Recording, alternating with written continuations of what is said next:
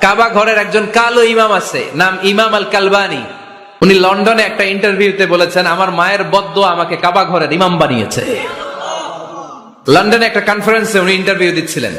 ওনাকে বলা হলো, কাবার সব ইমাম সাদা ইমাম, আপনি কালো মানুষ, কেমনি ইমাম হইলেন? উনি বললেন, আমার মায়ের বদদোয়া আজকে আমাকে কাবা ঘরের ইমাম বানিয়েছে। উনি বললেন, আমি ছোট্টবেলা অনেক বদের হাট দিছিলাম, আমার মতো দুষ্ট আমার এলাকায় কোনো ছেলে ছিল না।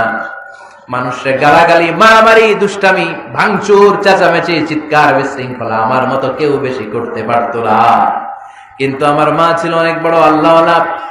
আমার মা জানতেন আল্লাহর কাছে দোয়া করার কত বড় পাওয়া। আমার মা যখন আমার উপর রেগে যেতেন, আমার মা জানতেন রাগের মাথায় বদদোয়া দিলে বদদোয়া কবুল হয়ে যাবে। এজন্য যখনই আমি বেশি দুষ্টামি শুরু করে দিতাম, আমার মা রেগে আমারে বদদোয়া দিয়ে বলতেন, আল্লাহ তোরে হেদায়েত দেখ, আল্লাহ তোরে কাবা ঘরের ইমাম বানায়া দে।